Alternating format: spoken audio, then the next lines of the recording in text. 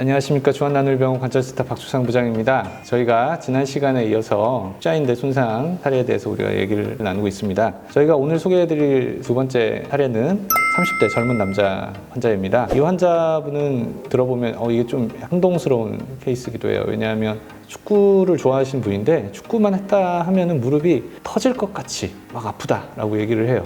십자인대가 전형적으로 다치는 그런 어떤 상황, 그런 부분을 겪어보신 적도 없어요. 특별하게 그렇다고 무릎이 부어오르거나 열이 나거나 그런 것도 없어요. 축구하다가 쉰다고 쪼그려 앉게 되면은 무릎이 막 찢어질 듯이 아파가지고 어쩔 줄 몰라 한다라는 게 이제 특징이었어요. 그리고 또 이분이 그럼 왜 그렇게 아픈데 병원을 왜 오지 않았냐라고 한다면은 이게 또 쉬면 좋아져요. 며칠 쉬고 나면 또 언제 그랬냐는 듯이 또 좋아지고. 그렇지만 여기서 우리가 포인트가 하나가 있습니다. 이 환자 같은 경우에는 바로 무릎을 완전히 구부린 상태에서 시간을 두고 지켜보게 되면은 무릎에 미미하게 통증이 올라오는 걸 알 수가 있었거든요. 쪼그려 앉았을 때 이상에 대해서 우리가 좀 생각을 해보게 되면서 MRI를 찍어봤더니 역시나 이제 좀 문제가 발견이 됐어요. 이 자리가 십자인대가 있어야 되는 자리인데 십자인대가 무지하게 밝아요. 그리고 여기 보면은 자세히 보면 이렇게 동글동글하게 뭉쳐있는 것도 있어요. 자, 이게 뭐냐면 이제 십자인대 주변 낭종이라고 하는 질환입니다. 십자인대 주변에 물혹이 차가지고 통증을 유발하는 거거든요. 왜 그러냐면 십자인대가 다치잖아요. 무지하게 아파요. 엄청 아파요. 이 조그만한 게 다쳤는데 왜 그렇게 아플까요? 왜 그러냐면 이 주변에 신경이 꽤 많이 분포해요. 자, 다치면 극심한 통증이 바로 발생합니다. 자, 근데 얘가 이렇게 낭종들이 있으면 가장 우리가 생각하기 쉬운 변화는 뭘까요? 바로 압력이 증가해요.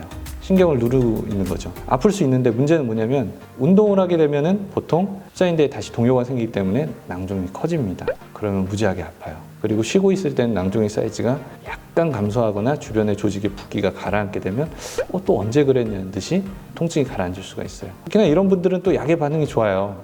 그 통증을 가라앉히는 소형 진통제만 먹으면 구조적인 손상은 그렇게 심하지 않기 때문에 진통제 효과가 바로 발휘가 되니까 이제 통증이 감소하는 것을 느낄 수 있어요. 그러니까 더더욱이나 이제 그냥 지내시다 오는 거죠.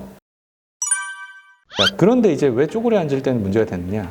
자, 이 엑스레이를 보시면 대퇴골 사이에 이제 과간이라고 하거든요. 이 내측과 이제 외측과라고 하는데 서 있을 때는 이 공간이 충분히 확보가 돼요. 근데 쪼그려 앉잖아요. 그럼 이 공간의 스페이스가 좀 좁아져요. 그럼 십자인대 주변에 압박이 심해진다는 얘기거든요. 이 다음에 우리가 그럼 봐야 되는 게 뭐냐면 치료에 있어서 통증이 이렇게 극심하다면은 이건 낭종 감압술에 대해서 고민해 볼 수밖에 없어요. 낭종 감압술이라는 건 뭐냐? 앞서 이제 MRI에서 보여드렸던 그 물혹을 터트리거나 제거를 하는 방법이거든요. 사실 그것만 해도 통증은 많이 감소할 수 있기 때문에 케이스 자체는 간단하게 접근할 수 있습니다. 근데 다만 문제가 되는 건 얘네들이 그럼 낭종을 터트리는 상황이 십자인대의 기능을 얼마나 그럼 손상시킬 수 있느냐. 자, 다시 MRI 보시면 이렇게 부풀어 있는데 제대로 된 가지는 이런 것들밖에 안 남아 있어요.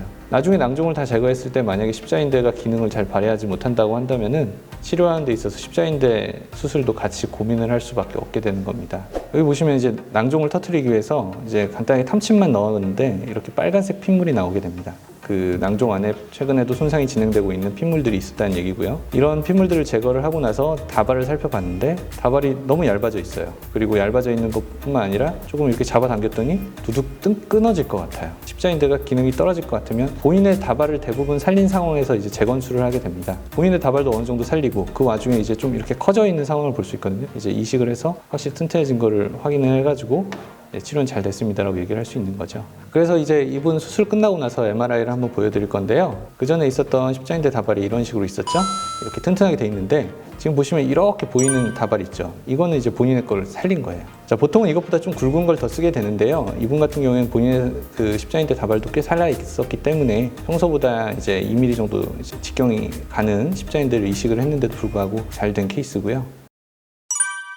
그래서 이 환자분은 이제 지금 수술한 지 한 6개월 정도 지났는데요. 특별하게 다시 운동할 때도 특별하게 통증도 없고 지금 잘 지내세요. 여러분들도 이제 특히나 오랜 기간 이런 식으로 통증이 생긴다면 이제 제일 두려워하는 거는 우리가 이제 큰일이 벌어지지 않느냐 라고 걱정하는 경우도 많지만 지금 보시다시피 어떤 무릎 질환도 특별하게 낫지 못할 건 없습니다. 여러분들 걱정 없이 확인해야 될 상황에서는 적극적으로 확인하시고 저희의 그런 어떤 치료의 지침에 따라서 잘 따라오신다면 아마 좋은 결과가 있을 거라고 생각이 됩니다. 오늘의 영상이 또 이제 궁금하신 게 있으시면 언제든지 댓글창에 궁금증 질문을 남겨주시면 답변 드리도록 하겠습니다. 오늘의 사례가 도움이 되셨다면 구독, 좋아요, 알림 설정 해주시면 감사하겠습니다. 여러분들 모두 건강하세요.